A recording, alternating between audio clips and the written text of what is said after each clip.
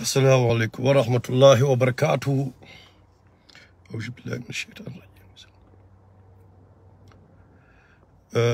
ñoo ngi leen di nuyu mbokk yi yéen ñëpp leen ñaanal xam naa bon bi moo nar a nekk dernier live avant koor gi parce que koor gi moom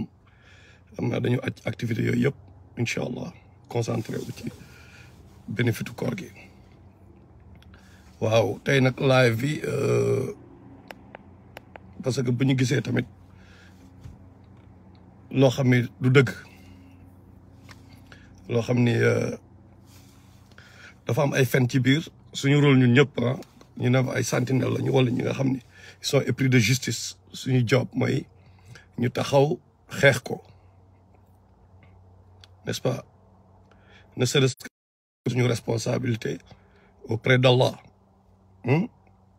parce que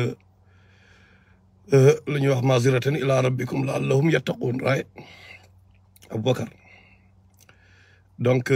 dafa am benn waay temps yëpp bu tudd MC Niasse Niassène la de Kaolack bon nee na sëriñ la bien sûr bon moo koy xam MC Niasse bon xam naa moo nen turu MC bi sax waaw dafa mel ni connexion bi dafay xaw a kii xaw ma gars yi ñoo koy saboté xaw ma mais ngeen patient ak ñun rek incha allah donc waaw ñun xam nañ ko quoi ñun fekk nañ démb donc bon communauté Niassène bi quand même xam nañ tamit ñu mel ni ñoom ñoo xam ne ay nit yu baax la ñu wax dëgg yàlla parce que dil nañu ak ñoom ñu mel ni ñoom Baba Lamine ñoom Cheikh Mahi ñoom wax dëgg yàlla ay nit yu baax lañu ñu jullite lañu mais kay petit fils yi fa la problème bi nekk parce que diiru Arabie Saoudite yeeg nax naar yeeg yooyu yëpp xam nañ ni mu demee di rusloo sénégalais yi bien sûr ndax saoudien yi ku ci am nag loo ci kii damal nga def sa enquête loolu laa wax dama ne yenn petit fils yi nax saoudien yi xam nga di leen teg diil di lekk seen xaalis di yàq deru sénégalais yi ok waaw yooyu war nañ ko xool anyway dama leen di démontrer wax ji mooy dama leen bëgg démontrer ne MC Niasse Daure Katt la quoi loolu laa leen di démontrer waxuma pour wax après nag ku nekk fii am nga xel nga xool li ñuy wax ndax taxaw na wala taxawul c'est tout ok MC Niasse nee na moom mooy jëkkëru astafurlah subhanallah moom mooy sëriñu Adji Sarr nee na ci moom la Adji Sarr jokk n'est-ce pas ñëpp ko déggandoo Adji Sarr ak frère am Famara léegi première question may posé wu mooy bu fekkee ni yow ci Adji Sarr la jokk après nga ni dafa daan ñëw di bale jumaa ji yow ngay sëriñam la mooy rôlu sëriñ du mooy nga teg sa taalibe ci yoon siratal mustaqim nga teg sa taalibe ci yoonu siratal mustaqim n'est-ce pas loolu la mais yéen yéenay wax ni mais Adji Sarr jégalu maa ngi jégalu terme bi yéenay wax prosti cagala yéenay jël wax yu ñaaw yëpp ngeen kii ko ngeen teg ko ci deru Adji Sarr Adji Sarr suite ba la doon liggéey nee na Sonko daf ko violé ngeen ne non violé wu ko léegi sax da ngeen commencé naan woy elle était consentante loolu ngeen di wax mais kon MC Niasse yow defoo sa job en tant que sëriñ kon yow ban njëriñ nga amal Adji Sarr ci yow la jokk mais amaloo ko njëriñ quoi bu fekkee ne li ngeen wax yëpp dëgg la mais lan lu spirituel nga def ci moom ba tax kon moom li ngeen di wax bañ a nekk dëgg loolu rek laay laajte. gars yi dama leen di ñaan dafa am ñoo xam ni mooy waa Pastef yi kër yi ñuy kii dañu bës ay kii pour saboter quoi comme ça ñu kii live bi quoi ki koy def moom ma ñëw yow moom dootoo fi bësati ba xam nga donc c'est pour yéen tamit def leen la même chose quoi bu dul loolu dañu arrêté live bi quoi waa ñoom waa Facebook donc def leen yéen tamit boo leen mënee envoyé ay kër Moussa Mbodji sama gars yi def leen même chose que gars yi que ñii quoi parce que ñoom dañoo tàmm affaire live dañoo xam ay technique pour pour yàq live nit ñi quoi donc loolu mooy premier MC Niasse mais sa taalibe bi amaloo ko njëriñ quoi te du MC Niasse kese mais y a beaucoup de sëriñ biir Sénégal yoo xam ne mais yow da nga naan yow sëriñ yow yaay jubane taalibe mais taalibe bi nekk ci yu doy waar quoi ah mais amaloo ko njëriñ amaloo ko njëriñ parce que jubanti woo ko léegi nag ñu dugg carrément ci MC Niasse lu mu wax déglu leen day waat mu ne parce que teg dil la quoi. billahi wallahi tallahi fii laay waxee ndax fii sama dëkku baay la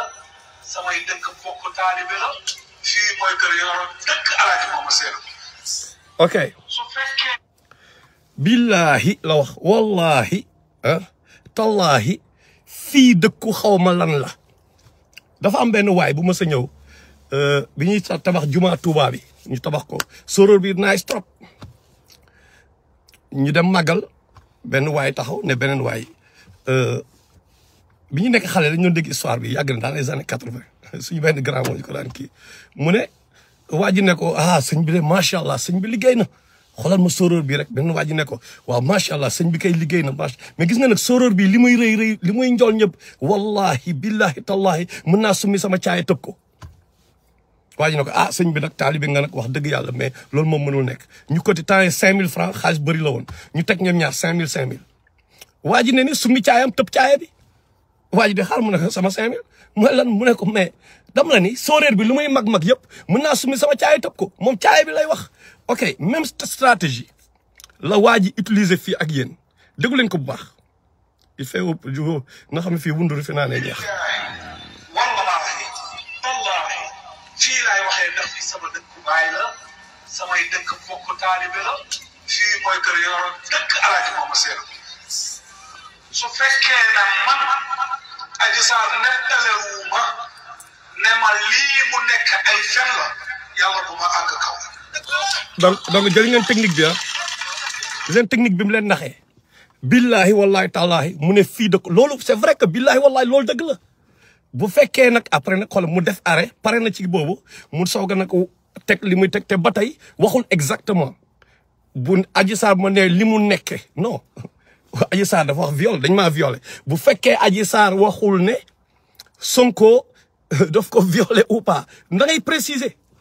mais duñu préciser quoi ay stratégie la pour escroc yàgg nañ def loolu ñi xam jamono yi ñoom Koriandé xam nga gars yi xam nga li ma wax di ngeen comprendre fi ñuy waxee quoi léegi déglu leen kon ne leen ngeen déglu. billahi wallahi tallahi fii laay waxee ndax fii sama dëkku baay la samay dëkk bokk taalibe la fii mooy kër yoro dëkk alaaji Mama Seen. su fekkee na man Adji Sarr nettalewu ma ne ma lii mu nekk ay fen la yàlla bu ma àgg kaw.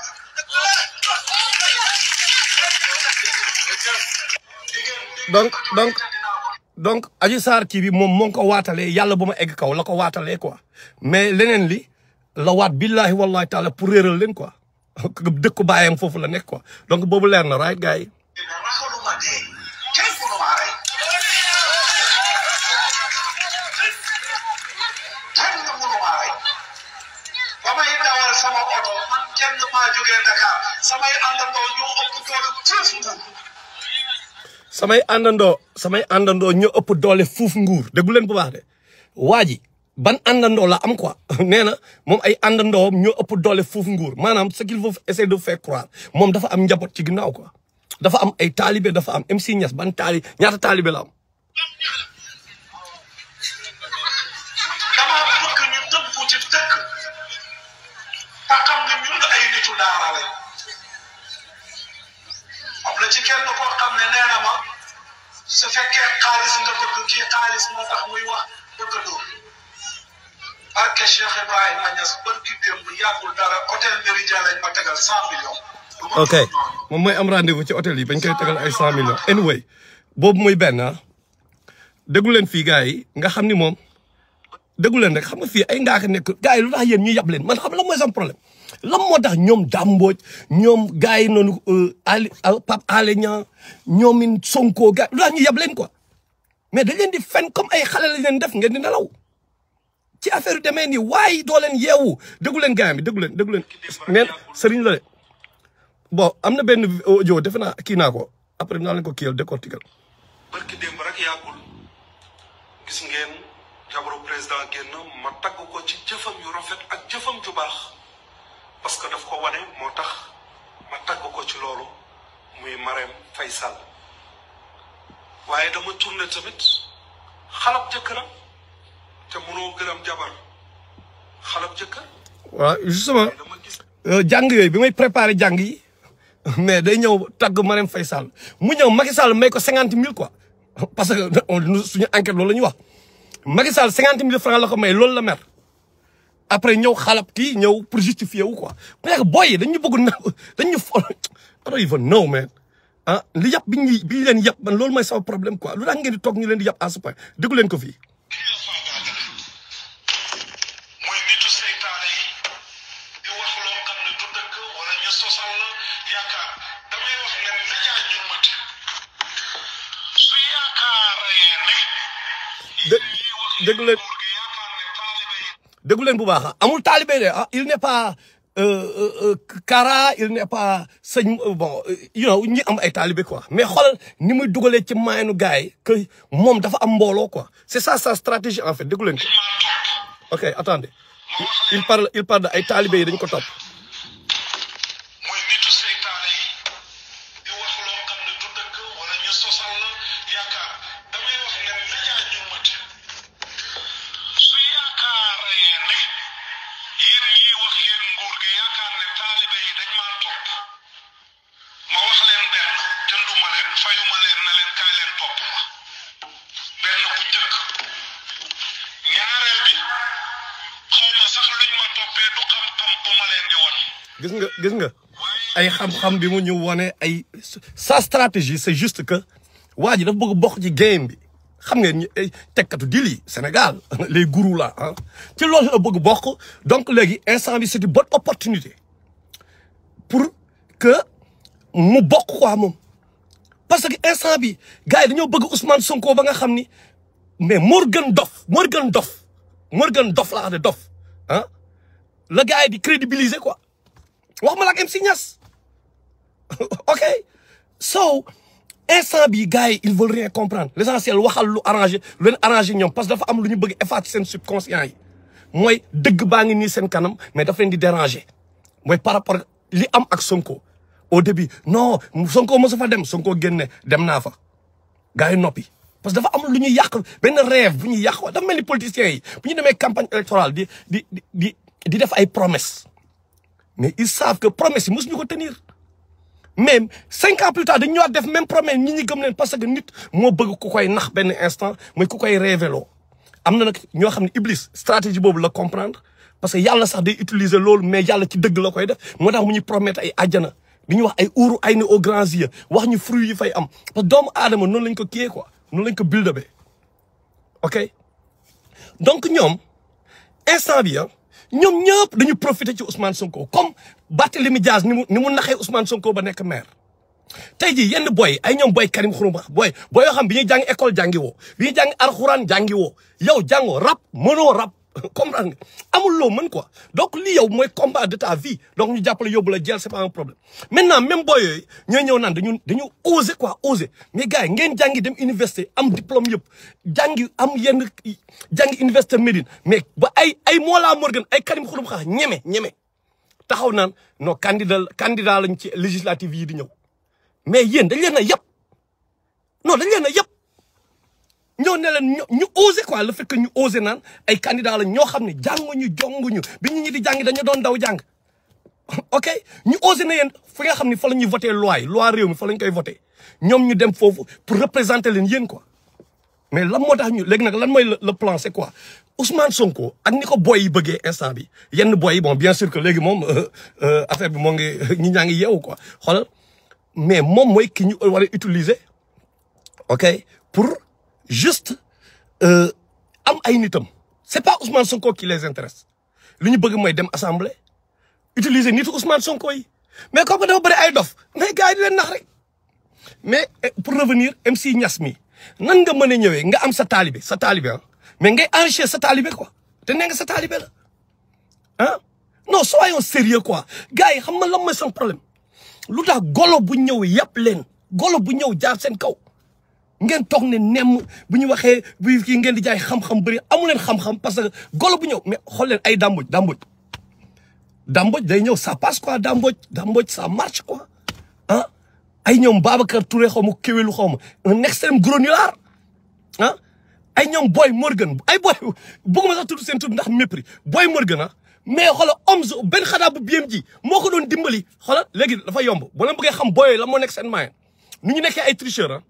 xooleen seen page yi dem leen déggu leen bu baax li ma leen di wax nag waa TikTok dagg leen li may wax ngeen balancé ko fii ngeen tegal ko boy yi mel ni ñoom Boy Morgan groupe boobu c'est pas Morgan qui est intéressé parce que Morgan moom résidu la quoi ñun moom xam nga il ne nous intéresse pas wax dëgg parce que dof mais yéen ñu intéressé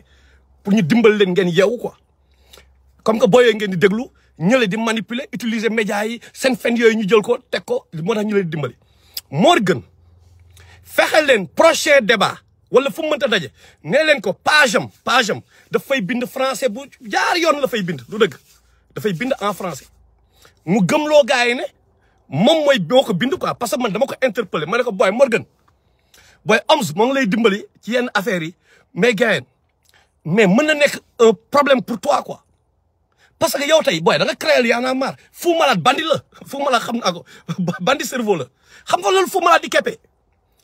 day fexe li may wax ni audio laa ko kiyal moo ngi ci WhatsApp bi sama WhatsApp sama Facebook ma ne ko Fou Malade booy day fexe booy nga dem Sénégal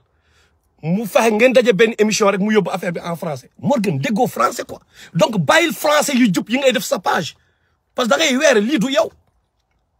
ma non grand xaw ma lan di ay is ok léegi nag c'est simple pour wan leen rek booy ni leen di naxee quoi ne leen Boy Morgan léegi na ñëw li muy bind ci page am léegi na am benn débat en français quoi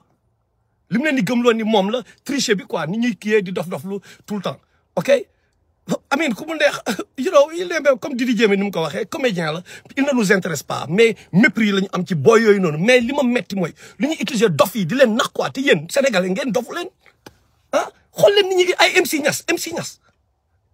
Niasse master of ceremony Niasse bi ñuy rappeur la woon comme ñun donc dina xam ni ñuy bindee yenn affaire nax ay mbaay bi il a échec nee na ñun ay nit daara la ñu ok ñun ay rappeur la ñu woon you know what I'm saying ay rappeur la ñu woon mënu ma nekk rappeur moment yooyu ba pare ñëw nekkaat nitu daara non moi boobu j'étais dans le rap dans la musique ok pour muy leer quoi donc gars yi MC Niasse yow ku ci bëgg nag dof-doflu yërëmoo say doom yërëmoo les futures générations parce que li am ni ngeen bàyyi muy dem xalaat la yéen seen doom yi après nan lañ nar a mel quoi yan programme ngeen nar a installé ci seen subconscient doom yi quoi dama leen di laaj ngeen di bàyyi dof bu ñëw xoolal damboj mais ñeme di defi ay professeur Seydi quoi koo xam ne mais médecine la jàng à l'université ñun même bi ñuy def ay pharmacie à l'université wala Sciences Éco whatever mais dañoo waa booy xoolal suñu gars yi suñu yenn gars yi ñoom docteur suñu Lamine Ndiaye booy bopp yi quoi dañu naan booy gars yi booy xoolal mais booy médecine lay def parce que 12 ans yi déjà dafa gudd da ngay tayal sax quoi yow ay plus ay bu jël leen ay 7 ans plus yenn année muy 12 ans mais professeur Seydi loolu la ñu jaar quoi benn dàmm xeeb ma prof d'anglais c'est sûr mais le gars il va être un activiste il va être borom xam-xam moom la ñu invité ci télé muy joxe di fatwa di contredire mais di jéem a indil problème professeur Seydi quoi yéen ngeen toog di seetaan xoolal dàmboj ngeen di gën a seetaan professeur Seydi même ci côté diine bi xool leen yéen yan oustaz ngeen di déglu quoi ak ñi nga xam ni vrai message yu yàlla ak yonentam li leen di indil xoolal ñooñu tuuti ñu da nga leen di saaga sax mais loolu mooy seen problème moo tax ay MC Niasse yi am fit ñëw di jaar seen kaw MC Niasse bu fekkee ni yow Adji Sarr sa taalibe la dama koy répété yow nee nga sa taalibe la moom moo la wax ni way nanga boo teg jël yi nga teg boo teg yoole nañ ji nga fi nga bëggoon jaar quoi ok wax nga loolu yëpp d'accord mais quand même nan nga mën a yoree benn taalibe après moom muy liggéey suite beauté quoi mais lan nga def ci bopp taalibe bi may terminer mooy bii gis nga les petits fils là man Amérique laa nekk quoi gis nga boo leen arrêté wul MC Niasse dinañu dem ñu porter plainte ci boy américain boobu ñu rayoon américain bi ñu rayoon am na luñ ci xam dama ni xam ngeen bu baax li may wax mooy boy boobu ñu rayoon foofu américain bi xam ngeen bu baax l'histoire ñi ko rey ak ñi nga xam ne nëbbali xam nañ lan la boo leen kiiwul dañ fi porter plainte pousser le gouvernement américain à mu dem Sénégal mën a ay enquête ok wax quoi déglu leen bu baax li may wax boo leen arrêté wul ay MC Niasse parce que seen wax yi ñoo ngi réeral ay jeunes ñoo ngi yàq réew mi ñoo ngi contribuer ci lii semer le désordre sur terre il faut l'arrêter MC Niasse boo leen ko arrêté wul ñun tamit dañ porter plainte pour américains yi dem enquête xale boobu kan moo ko rey ñu xool ndax ñan ñoo ci ñan la quoi xam ngeen bu baax li may wax dañoo xam noppi soo arrêté leen seen gars yi quoi affaire peuple bi ngeen di ndax di jaar ok c'est bon donc xoolal xam nañ bu baax li ma leen di wax déggu leen de dama leen di wax dama ni boy américain boobu ñu rayoon ñu agressé ko ray ko ok Kaolack bu leen ñu tax nag ñu dem porter plainte fii amin ñu kii ñun ñu porter plainte wax le gouvernement américain FBI wala CIA whatever FBI dem leen wala Interpol Sénégal ngeen approfondir enquête bi bu leen ñu pousser ci loolu nag dama leen a menacer nag bu leen ñu pousser ci loolu téye leen ay MC Niasse yi parce que ñoo ngi réeral jeunesse bi ñoo ngi jaay affaire kii di nax jeunesse bi te li may wax fii en public laay waxee te lu leer laay wax man du ma waxantu xam ngeen ma bu baax lu may wax dafa am fu ma koy teg fu leer laa koy teg loolee xam-xam nañ la ca des bëgguma sax di waxee noonu tellement ñëpp ay waxee noonu fii léegi donc moo ngi noonu daal ok ay MC Niasse yi bu amee ay taalib na gérer ay taalibam mu génn ci lii gars yi nee nañ dañu dem procès am nañu ay ku nekk am nga preuve am nga ay avocat nañ ñëpp toog seetaan ok trafic d'influence bi ngeen war a bàyyi alright bàyyi leen seen yi ngeen di def parce que ñun li ñuy xeex ay génération yi ngeen nar a sacrifier noonu duñ ko seetaan nuyu naa leen yéen ñëpp